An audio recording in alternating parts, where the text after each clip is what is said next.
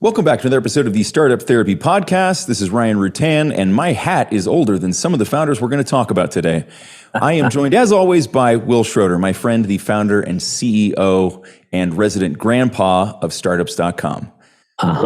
Today, we're going to dig into the phenomenon of the 20-something founder, right? And where this came from and how much this has changed over time, how much we've seen in, I was going to say our short lives, but compared to a 20-something founder, in our long lives, all that we've seen change over time. It's been unbelievable. I don't know why, but this has been coming up more and more. You know, I mentioned on previous podcasts that I teach middle school entrepreneurship. And so for my kids' school, it's 5th through 8th grade. And as I'm talking to them about the things that they can do now, how quickly they can start a company or how quickly they can test ideas, et cetera, in the back of my mind, I can't help but think, man, this was so much harder. Not even when I was your age, like at literally any time previous to that. And how it's so hard for people to appreciate how far we've come. But what I think we should talk about today isn't just, all the things that are available to us, but the fact that a 20-something-year-old founder / CEO even exists. Right. That's an anomaly. That is a recent phenomenon over the last few decades. Most people aren't old enough, like you said, to even know that was the case. You and I grew up at the absolute beginning of that era in a way that changed everything. So we were around long enough to understand what it was like to be a 20-something-year-old founder CEO at a time where they didn't exist and frankly, weren't really being given high fives everywhere you go. How do you remember it? Like when you look back, let's just set the stage.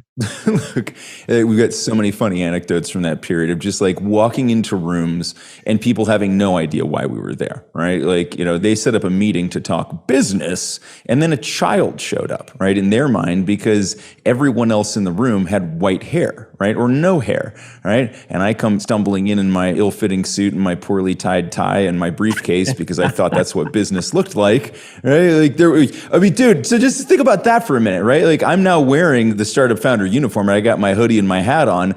Picture yourself walking into any of those early meetings, right? Dawn of the internet, where we're going to go explain to people what the hell the internet was and then get them to give us lots of money to build some of the internet for them wearing this, right? I would have probably been escorted out by security before I made it into the room. You got nowhere. Nowhere, right? We also invented the hoodie, right? So, okay, so let me give this context.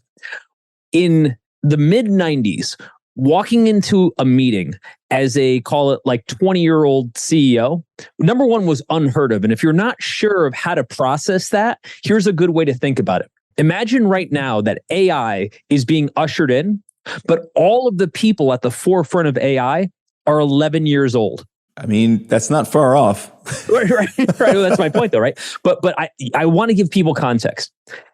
11-year-old walks in with a suit and they're like, great to meet all of you guys. Your first reaction, of course, is adorable. How adorable. Look at you in your little suit. Look at you in your little suit, right? And they're there to have a serious business meeting. You're there to wait for their parents to show up. I had people make that joke when they were asked, like, is the meeting was going to run over? Like, is it okay if we run over a little bit, or is mom in the parking lot? Not even kidding. That was said to me. And like, okay, I get it, right? It was something strange for them. But at the same time, like, I wasn't truly a child, like neither in age nor in what I was trying to accomplish, right? So God, it was so hard back then. You were fighting so many uphill battles, right? That whole thing about our parents telling us they had to walk uphill to school both ways. I get it. We walked up both sides of the internet, right? It was uphill all the way there and back. What was interesting, so I'll give you an example. The first pitch I ever did, like big business pitch for the agency, was with AAA, the automotive insurance or automotive club, whatever it is. And I had no idea what a business pitch was because I'd never been in one. And so I didn't own a suit. This is so funny. This is kind of going back in the day. It's like circa 94, 95. I didn't own a suit. So I go to Goodwill and I have no money. I have like $20 to my name.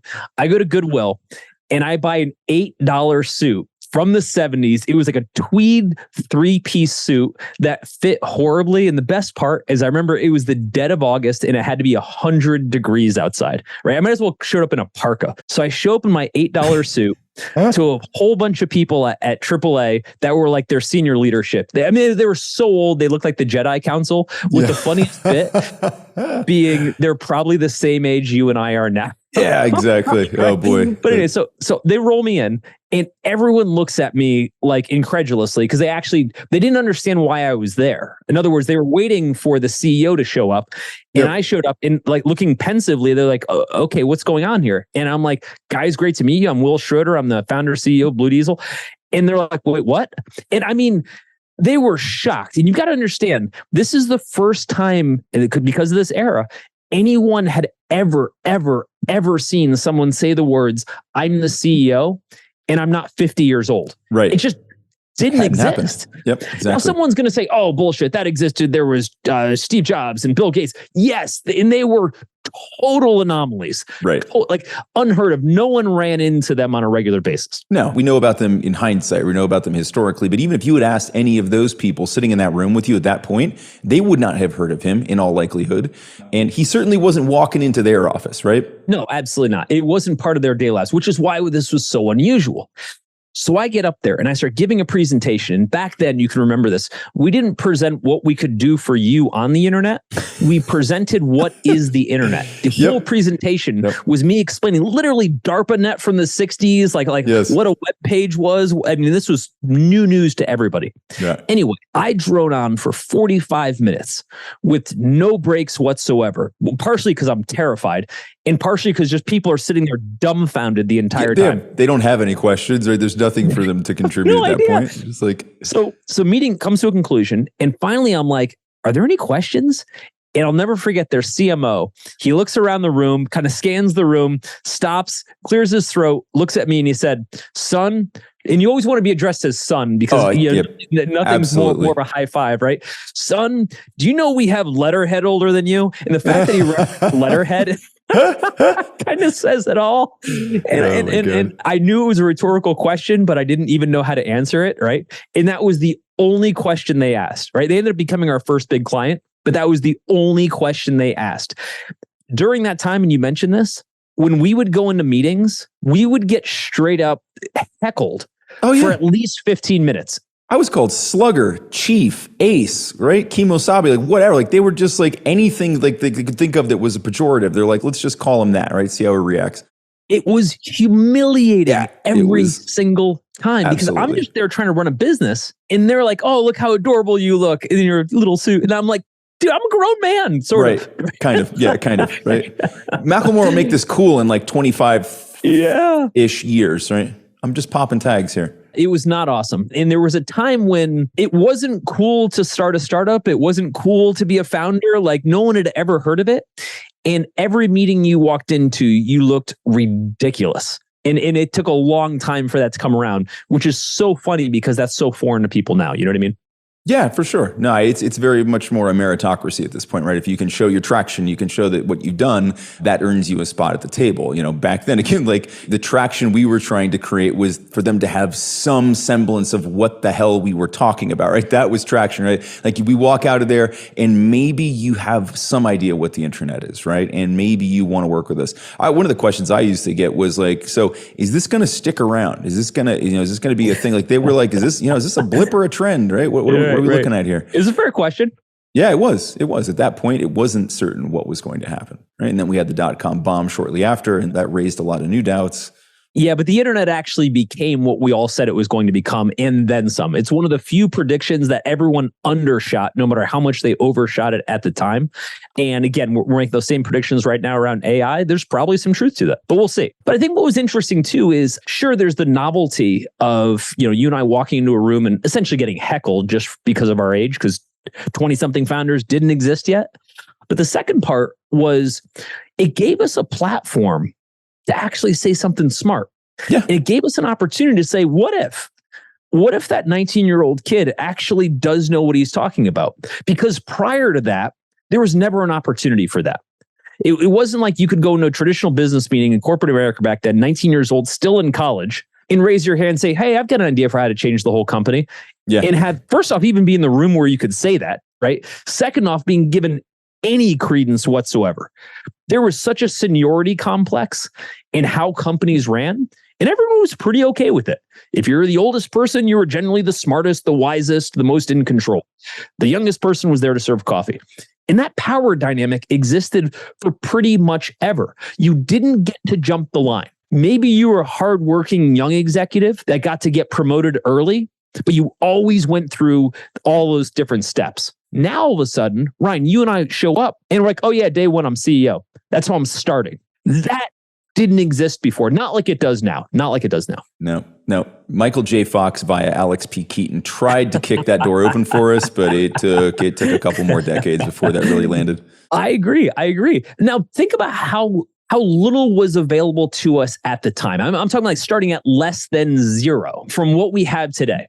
Think of how long it took you to figure out that you even needed to incorporate your company, much less how the hell to do it. Do you even remember what that process was like? I do vaguely. I mean, it was a combination of reading books from a library. Right? Yep. From a library, read on books, because I realized that I was not taking advantage of this thing that I'd heard called a tax shelter, because I had started making too much money at 14 that I needed a tax shelter. So that worked out. It was a good problem to have, but it was really hard to solve, right? And then involved going and talking to some stuffed suit lawyers who did help me get there, again, like after making all the jokes. So yeah, it was an incredibly difficult process because the availability of the information wasn't there. There was no, we take for granted like the social proof that we get around things now, which is like this very open dialogue where you can go and see, you can jump into a Reddit thread, you can just look at comments on a book, you can see all of this other feedback. So you just had to take whatever information was available and look, depending on where you were sitting in the country, there may not have been a whole lot available. There was one book on incorporation in our local library. And so I had no way of knowing whether I was even getting good advice, outdated advice. I don't think I looked at the jacket to find out. I mean, like now you look at a blog article and it's like, oh, this is from 2022, right? You start to wonder how relevant that is, right? The jacket on that book was probably, like 1968 or something at that point. So like but there was no way of verifying this stuff, right? So you just had to kind of take what you had available and run with it. Let's talk about all the things that we have now, which again, these are all the building blocks for why we can even be a 20-something-year-old founder. So for example, if we want to start a company, first off, we can Google it. Yep. Second off, people actually understand what that means. When our daughters come to us and say, hey, Dad, we want to start a company, like we know what it means. They know what it means. It's lexicon. When I teach my middle school class, entrepreneurship, 90% of what I tell them, they already know. Like they already understand all the fundamentals, whereas they're 11, right? I mean, they're so young. Think about that. Think about yourself at 11. And again, like this has nothing to do with, who we were, how smart we were, where we grew up, anything. It just wasn't part of the zeitgeist, right? Nobody was talking about this stuff. Yeah, it was unheard of. There was no Shark Tank. Whether or not you like Shark Tank, and people generally do, it has created a lexicon amongst an entire generation of people, all ages really, right? To understand that here's how ideas work. Now, Shark Tank is totally unreal. None of that actually happens in business, but it still helps give people kind of the fundamentals. With that said, every single step of the way in trying to start a company for a potential 20-something was damn near impossible and inaccessible. For example, like we said, you want to start a company. I'm 19 years old. I'm a college student. I go to my guidance counselor and I'm super pumped. And I'm like, hey, I cannot wait to drop out of college. That's why I'm here to kind of get that process rolling. And she's terrified. She's like, oh my God, what happened? I got a huge smile on my face. She has no idea why. And I'm like, I'm going to go start an internet company. Only question, what's the internet? What's the internet? Yep. I mean, starting a company, we haven't even got that far. She didn't know what the hell the internet was. And nobody did, which is why I was able to start a company.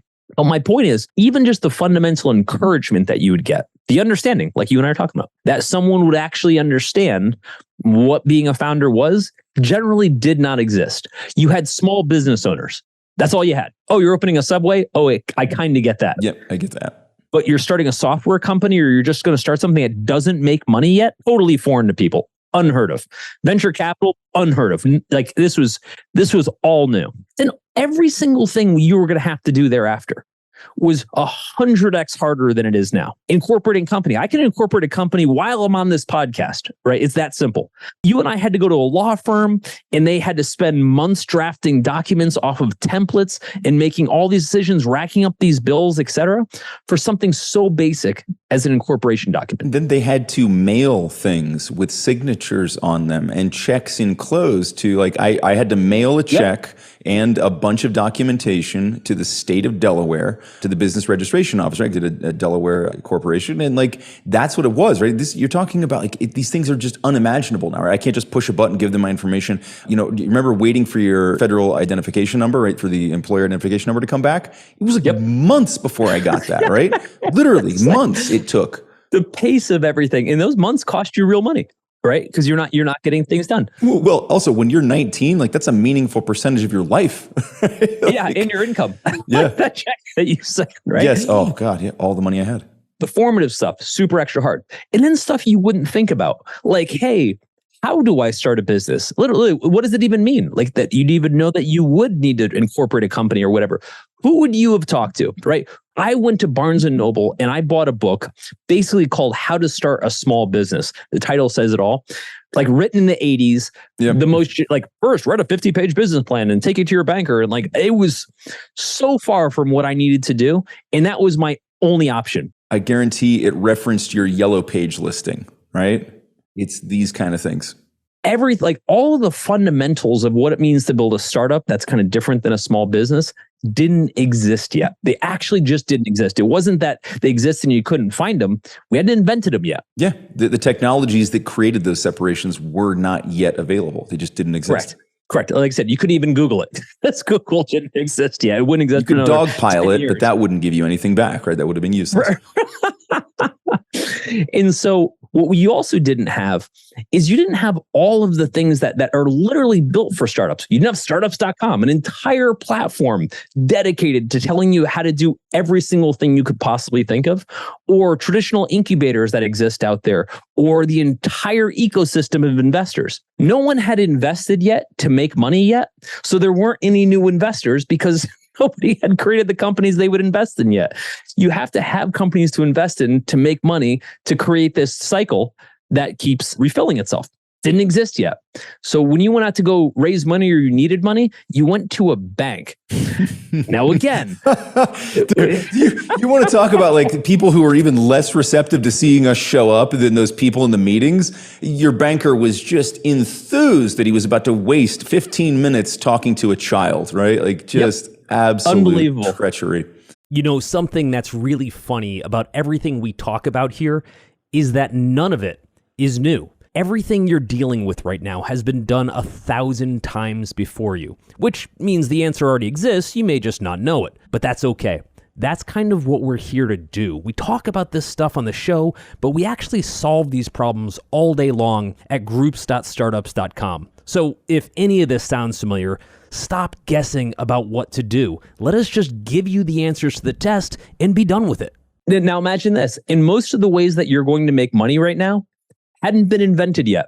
Oh, you're going to do e-commerce? Didn't exist, right? Oh, you're going to promote on social? Didn't exist, right? Oh, you're going to run ads on Google? Didn't exist, right?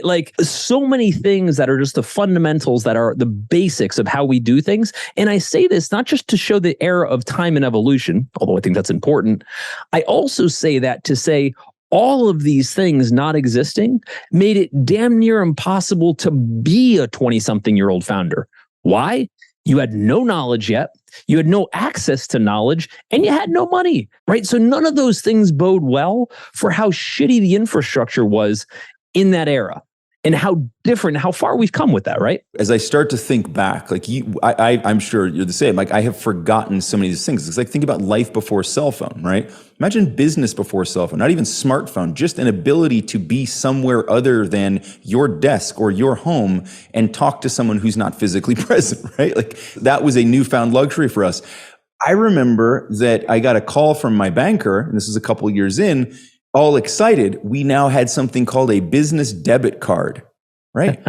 Literally, prior to that, it was cash and checks. This isn't ancient history, right? And of course, credit cards existed, but they weren't as widely distributed nor accepted, right? These were things that we were dealing with. And so it's almost unimaginable to think about all of those barriers that existed. And yet it was still happening, right? It was still happening. Well, and there's interesting, like you also just didn't even know who else was in your world. For example, in 1997, I'll never forget, an article comes out in a local trade publication called Business First, which is actually in a lot of major metros in the US. And they cover just small business stuff. And they did a highlight of 10 tech companies in Columbus, Ohio. Do you know I'd never heard of any of them? Because why would you? Unless they somehow got covered in a local newspaper, which you bought, which I did not. Like I wasn't regularly reading the newspaper. I think someone handed me the article like, hey, did you know there's other technology companies here? And I remember reading this going, wait, hold on. That person's doing that and that person, wait, what? So I did this weird thing, which is so funny because it became the genesis of everything we do now. I was like, I have to meet these people because I feel very alone. I got on the phone, called the offices of all these people. I would call 411 information. I would say, can you give me the business office of whatever company? I would call the front desk if they had one.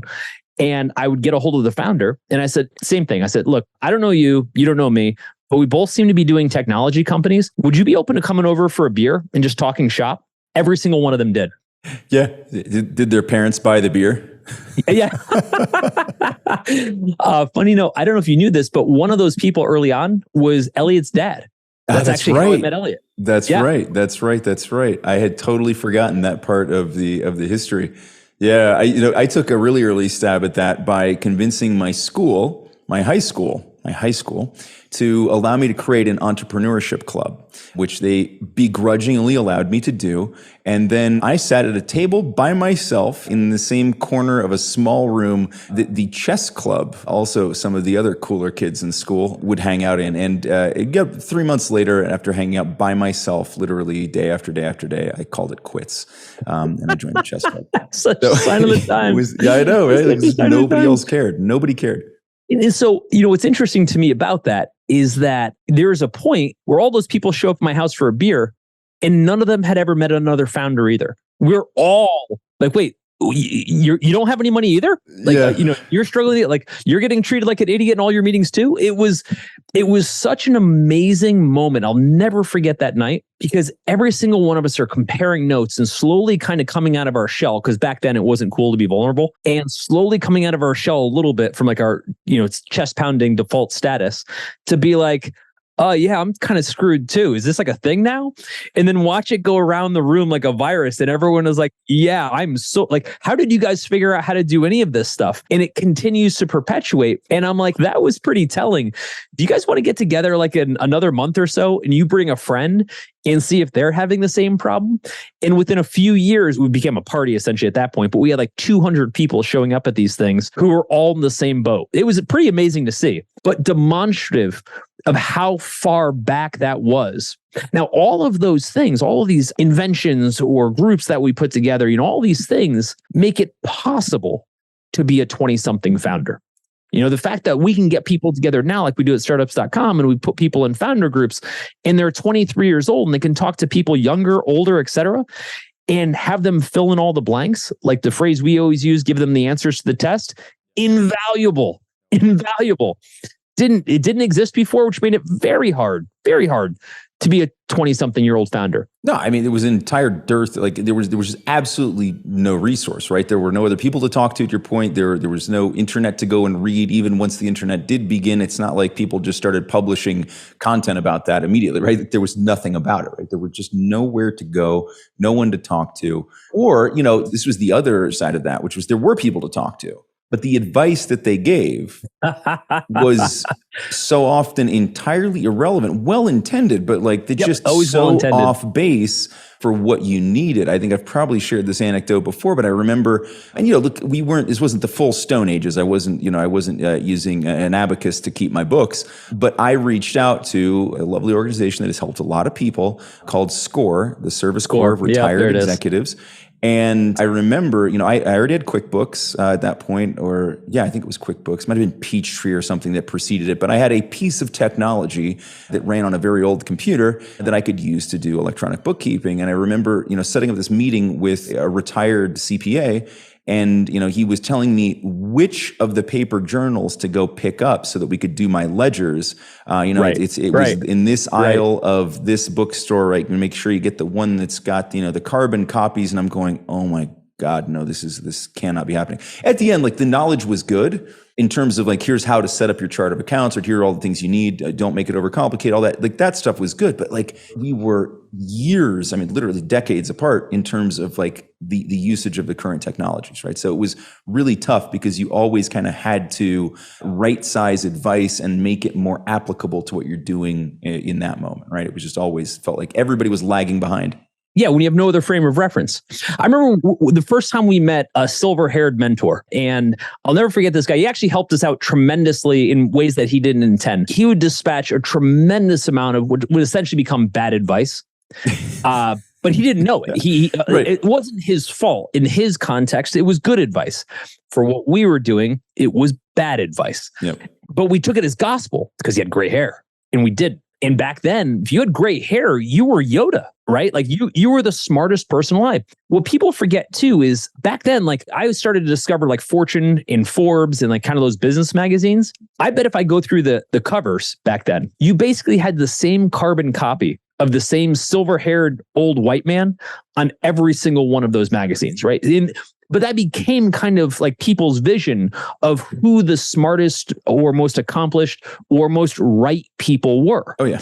Then in 1996, 1997, what I think is maybe one of the most fundamentally life-changing covers for startups was Marc Andreessen, again, the founder of Netscape, obviously the founder of Andreessen Horowitz, the venture firm. Marc Andreessen, I'll never forget this, as a like doughy-faced kid with a lot of hair before he cone-headed it, sitting on a throne on the cover of Time magazine, talking about how Netscape's IPO had been one of the biggest IPOs in history and how he was like the dawn of a new age.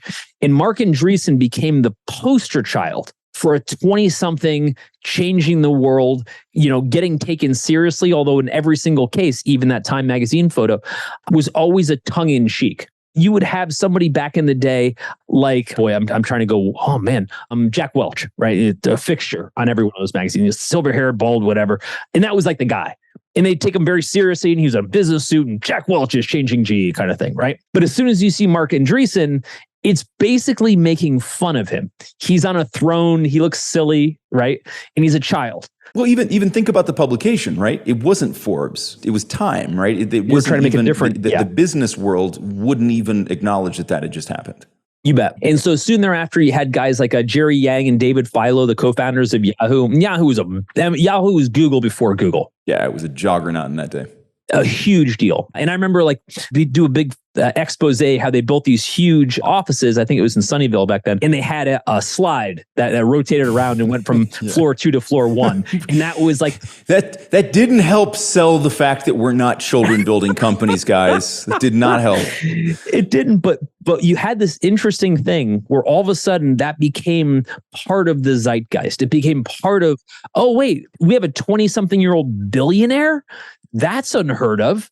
Right. That's unheard of. And again, when I say unheard of, again, I don't want to hear people say, oh, well, you had Steve Jobs or something like that. Dude, you know that now. You did not know that then. Maybe, right? Yep. You didn't have more than one, and they weren't getting minted every year. It's not the way it was working, right? This changed everything. When people saw what essentially was a millionaire, someday billionaire, that was 20-something years old on the cover of Time, they're like, oh my God, that's incredible. Like, what a one-off story. And then they saw it again, and then they saw it again and again and again. It was eBay, it was Yahoo, it was all these things. And all of a sudden, people started taking that world seriously. People started losing money if they weren't getting behind 20-something-year-old founders. That's a big deal.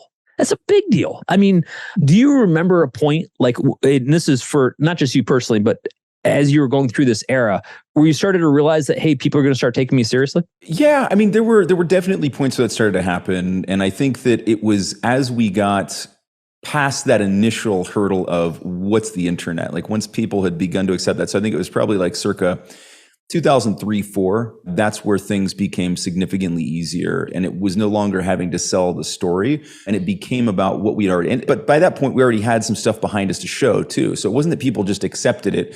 They couldn't question it because we had demonstrable work, right? Here's what I've already built. Here's what I've already done. Here's how it's worked out. Here's somebody with silver hair that looks a lot like you who will tell you that I'm awesome, right? It took Right. It took building, it took a moat, right? We had to build the moat around it.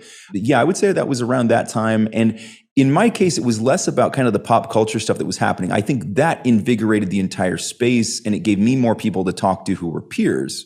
But it's still, like, to your point, like, they put him in a crown sitting on a throne out of jest, right? He was dressed as the king, but he was the jester, right? That was the reality. So those things weren't really going a long way to reinforce the idea that we actually had something as an entire group, not as a one-off, but as an entire group to contribute to this space, and that we were something meaningful that not necessarily need to be reckoned with, but that should be acknowledged and should be adopted into the business world. But yeah, it took some time.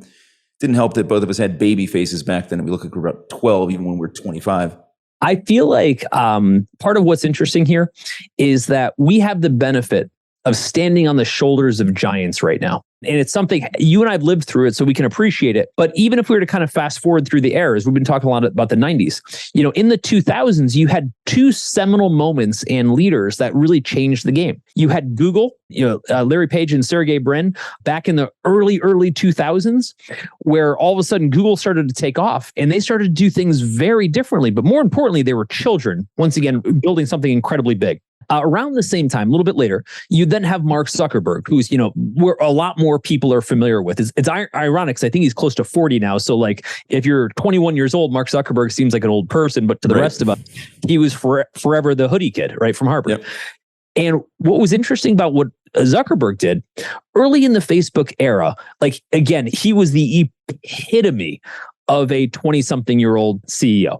He would walk around in his hoodie that he was known for, and the hoodies weren't kind of a thing yet. They were just starting to become a thing. If you remember, he never wore shoes. He only wore sandals, like, everywhere he went. I remember this picture of him in his early days at some conference, and he's talking to Rupert Murdoch, right? The oldest. Talk about a collision of two worlds. Oh my God. Yeah, exactly, right? And he's sitting there in his hoodie and his sandals, right? And Rupert Murdoch being like, you sniveling whatever. Right. Wearing his suit and a scowl. Yeah, exactly. Like, literally from Secession. And so what was interesting to me, though, is in that era, and all these building blocks mattered. And when we look back at them retroactively, we start to understand. In that era, Yahoo had became, multi-billion-dollar juggernaut, offered to buy Facebook for $1 billion, which, I mean, is so much money, right? This is really early in the days of Facebook. And Mark Zuckerberg said no. And once again, this called into question whether a 20-something-year-old CEO had the knowledge, the experience. Generally speaking, he was panned across the board. Yes. Almost like you see what happens when we try to put one of these 20-something-year-olds. Yeah, you guys had that internet thing for a second, but now that thing's nobody real, was even considering that he had the vision to understand what was going to happen next. That was not on the table at all. It was just a discussion around, he made this horrible decision of giving up $1 billion. He would have given up 20s of billions of dollars, 60s of billions, right? It was a huge difference. For a second, they kissed $1 trillion. Yep. No one would have ever given him credit, and they didn't. I'm going to be straight up. Would have ever given him credit to say, "Oh, a 20-something-year-old can go on to build $1 trillion company." Except now it's happened. So that's what I mean about standing on the shoulders of giants. At the time, those kinds of things generally didn't happen. But once Mark Zuckerberg pops that bubble, once Mark Zuckerberg shows that it can be done, and I'm not a big Mark Zuckerberg, fanboy or anything, but it is what it is. The guy actually did it, right? I don't care how you feel about him. He actually made that happen. And now you can't say anymore, 20-something-year-olds can't do it, because they all became billionaires. They pushed $1 trillion company. Like, it's actually happened. We get the benefit in ways we can't even comprehend of being able to stand on the shoulders of those giants, which makes you wonder, what else can we get to do at the 20-something-year-old era? Or what other areas, right, can we build into? If we've been able to kind of like mint the credibility of the 20-something-year-old founder that's never existed before, you start to wonder, where else could we go? What are your thoughts there? Well, look, there are still plenty of, in the sense that 20-somethings were marginalized in a lot of ways 30 years ago, there were still plenty of advantages. And if we're honest and we look back at that time in history, still a pretty clear archetype coming through there, which was that it was 20-something white males, right? Like it was still a pretty narrow band of humanity, right? And so I think that the excitement now is that, there's plenty of other still marginalized populations that now have a pathway to this type of victory, right? And we're already seeing it. We're not seeing it at the scale we'd like, but you and I don't think we'll ever be satisfied with the scale of entrepreneurship, right? We just always want it to be more and faster and bigger and make it easier for people. To your point of standing on the shoulders of giants, there's another beautiful aspect of all that, which is that there are now people who can reach back down. That whole concept of sending the elevator back down and then filling it with great stuff, right? Really being helpful, right? There were people that wanted to help you and I. They just weren't that relevant to what we were doing, right? So now there are people who are relevant and can help out. And so this is, a call to all founders, right? Like look and figure out where you can help. How can you reach back? And if you're a founder just getting started, do not be afraid to put that hand out for help. There's plenty of it. It's relevant and it comes in droves if you're open to it, right? Yeah, I agree. And I look at it and go, we now have an entire generation of founders like you and I and many, many more like us who now have been through what it was like to be kind of humiliated or brushed off or not taken seriously. And I know you feel the same way because of what we do at startups.com. But now we get to inspire a whole generation. Like when I'm speaking to my middle schoolers, which I'll do in a couple hours here, when I'm speaking to the middle schoolers and they're like, well, hey, I want to be able to start this idea. I'm like, yes, you absolutely can. Right? Because when I opened up the class, I was like, who's the oldest person here? And I think the oldest person was a girl that was 14. I was like, 5 years from now, I was the CEO of a company. And it's hard for her to see it. And then I'm like, in 5 years, you're the CEO of a company or less. Or in 5 minutes. Yeah, depending on how we play this. Exactly. Right. And so my point is now we have a whole generation of leaders, guys like us, who can go out and help and encourage and inspire all of these younger folks to actually do it with themselves. And more importantly, give them the actual tools. Today in our class, I'm going to explain to them how to set up a competitive matrix so they can understand who they're competing with or how to think about competition. Just because someone's doing something similar doesn't mean you can't do it better, things like that. And that's going to inspire them to do more. So I think if we zoom out a little bit, you and I definitely agree that while the dawn of the 20-something-year-old CEO and founders is amazing, I think what it's really done is it's set up this giant snowball in motion to enable all kinds of people. I think it started with a 20-something-year-old CEO, and that's great. But I think what we're seeing is every year that goes by now, with everything getting easier to use and more accessible and showing more people that it can be done, the big question is how many people have we still yet to help? And the answer is it's a ton, and it's exactly where we're going to put our time. So in addition to all the stuff related to founder groups, you've also got full access to everything on startups.com. That includes all of our education tracks, which will be funding, customer acquisition, even how to manage your monthly financiers. There's so much stuff in there. All of our software, including BizPlan for putting together detailed business plans and financials, LaunchRock for attracting early customers, and of course, Fundable for attracting investment capital. When you log into the startups.com site, you'll find all of these resources available.